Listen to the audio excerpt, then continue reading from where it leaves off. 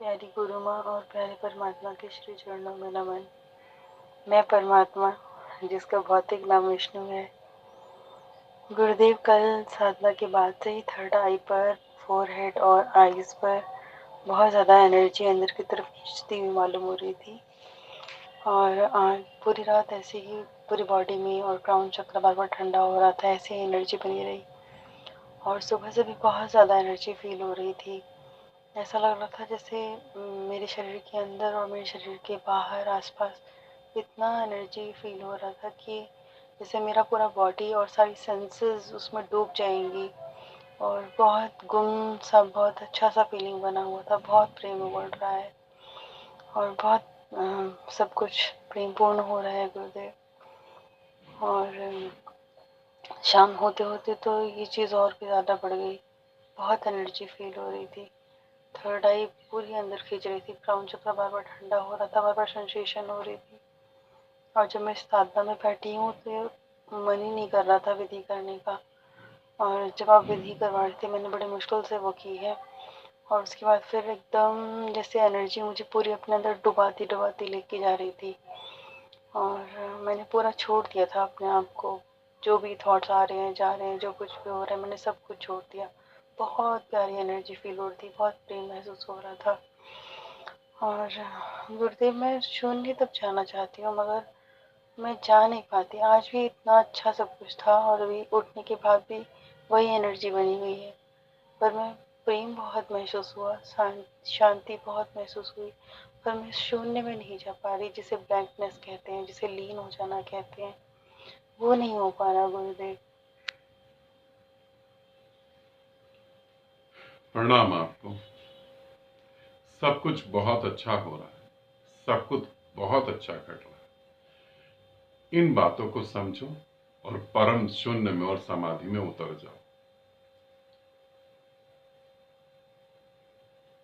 पहली बात तो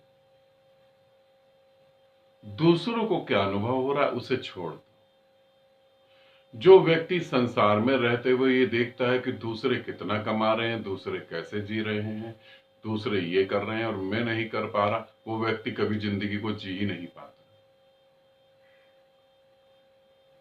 परमात्मा ने पक्षी को पंख दिए आकाश में उड़ने के लिए, मछली को पानी में तैरने के लिए, शेर को पर पृथ्वी पर घूमने के लिए। अगर ये एक दूसरे को देखे तो परेशान हो जाएंगे और एक दूसरे जैसा होने की कोशिश करें तो मर ही जाएंगे। तो पहली बात तो दिमाग से दूसरों के बारे में निकाल दो। दूसरी बात, जो घटित हो रहा है उसे पूरी तरह स्वीकार करो। वही परमात्मा का प्रसाद है, वहीं से परमात्मा तुम्हें अपने पास बुलाना चाहता है। तीसरा, अंतिम और सबसे बड़ा कारण, मैं शून्य होने की कोशिश कर रही हूं। क्या शून्य होने की कोशिश करी जा सकती?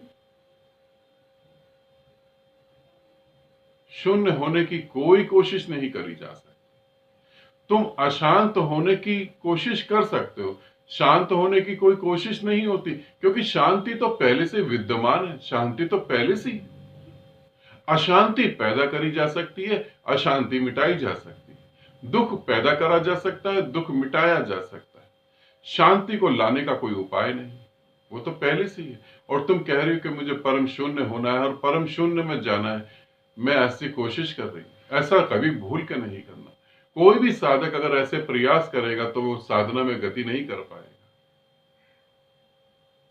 इसे ध्यान रखना, शून्य होने की कोशिश नहीं करनी, सभी कोशिशें मिटा देनी है। अपने को विलीन करना है, अपने अस्तित्व को मिटा देना है। इसे ऐसे समझो, तुम्हें अपने अस्तित्व को मिटाना है, अपने को मिटाना है, तब कहीं जाकर परमात्मा घटित होगा। मगर तुम सोचते हो कि अपने को मिटा दे तो परमात्मा घटित होगा, ऐसी बातें सोचोगे और फिर अपने को मिटाने की कोशिश करोगे तो तुम तो बचे ही रहोगे। मिटाने वाला तो बचा ही रहेगा ना, कैसे तुम मिटोगे? कोशिश छोड़ दो। जो घटित हो रहा है होश पूर्वक उसके साथ जुड़े रहो, बस, और कुछ भी नहीं। अशांति कैसे पैदा होती है, उसके कारणों को ढूंढो और उन कारणों को ढूंढ के उनसे तुम मुक्त हो सकते हो। क्योंकि कारण तुम्हारे द्वारा ही पैदा हुए, किसी और के द्वारा तो नहीं पैदा हुए।